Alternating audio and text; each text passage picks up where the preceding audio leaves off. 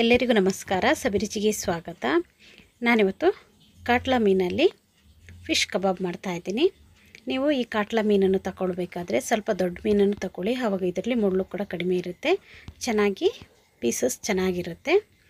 ಬನ್ನಿ ಈ ಒಂದು ಕಬಾಬನ್ನು ಹೇಗೆ ಮಾಡೋದು ಅಂತ ನೋಡೋಣ. ಅದಕ್ಕಿಂತ ಮುಂಚೆ ನೀವು ನಮ್ಮ ಚಾನಲ್ಗೆ ಹೊಸಬರಾಗಿದ್ದರೆ ಇವಾಗಲೇ ನೀವು ಸಬ್ಸ್ಕ್ರೈಬ್ ಮಾಡಿ, ಪಕ್ಕದಲ್ಲಿರುವ ಬೆಲ್ ಐಕನನ್ನು ಕೂಡ ಪ್ರೆಸ್ ಮಾಡಿ. ಅದು ಹೇಗೆ ಮಾಡೋದು ಅಂತ ನೋಡೋಣ. ಮೊದಲಿದ್ದಾಗೆ ಒಂದು ಮಿಕ್ಸಿಂಗ್ ಬೌಲ್ ತಗೊಂಡಿದ್ದೀನಿ. ಅದಕ್ಕೆ ನಾನು ಒಂದು ಮೊಟ್ಟೆಯನ್ನು ಒಡೆದು ಹಾಕ್ಕೊಳ್ತಾ ಇದ್ದೀನಿ. ಇವಾಗ ಇಲ್ಲಿ ನಾನು ರುಚಿಗೆ ತಕ್ಕಷ್ಟು ಉಪ್ಪನ್ನು ಹಾಕ್ಕೊಂಡಿದ್ದೀನಿ.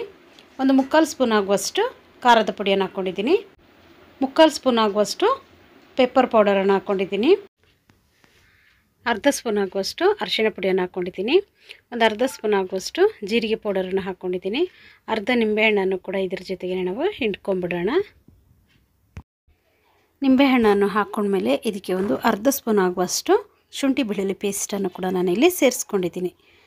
ಇದ್ರ ಜೊತೆಗೇ ಒಂದು 2 ಸ್ಪೂನ್ ಆಗುವಷ್ಟು ಜೋಳದ ಹಿಟ್ಟನ್ನು ಹಾಕ್ಕೊಂಡಿದ್ದೀನಿ. ಜೋಳದ ಹಿಟ್ಟನ್ನು ಹಾಕ್ಕೊಂಡು ಇದನ್ನು ಚೆನ್ನಾಗಿ ಮಿಕ್ಸ್ ಮಾಡ್ಕೊಳ್ಳೋಣ.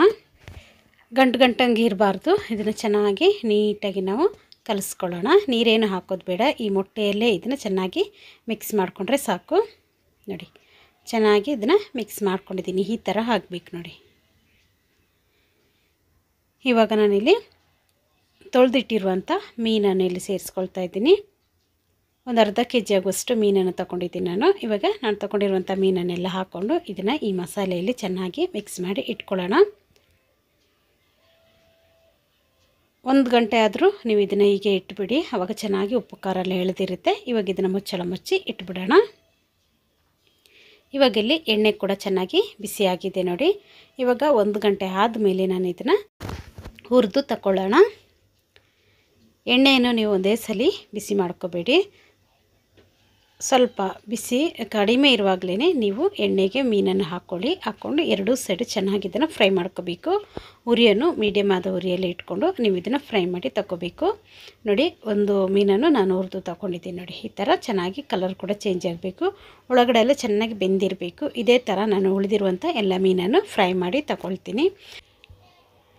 ಇವಾಗ ನೋಡಿ, ಕಲರೆಲ್ಲ ಚೇಂಜ್ ಆಗಿದೆ ನೋಡಿ, ತುಂಬಾ ಚೆನ್ನಾಗಿರುತ್ತೆ ಇದು. ಈ ಥರ ನಾವು ಮೀನು ಕಬಾಬ್ ಮಾಡೋದ್ರಿಂದ, ಮೀನು ಫ್ರೈ ತಿಂದು ಬೇಜಾರಾದಾಗ ನಾವು ಈ ಥರ ಒಂದು ಮೀನು ಕಬಾಬನ್ನು ಮಾಡಿಕೊಂಡ್ರೆ ಸೂಪರಾಗಿರುತ್ತೆ ನೋಡಿ. ಇದೇ ಥರ ನಾನು ಉಳಿದಿರುವಂಥ ಎಲ್ಲ ಮೀನನ್ನು ಫ್ರೈ ಮಾಡಿ ತಗೊಳ್ತೀನಿ.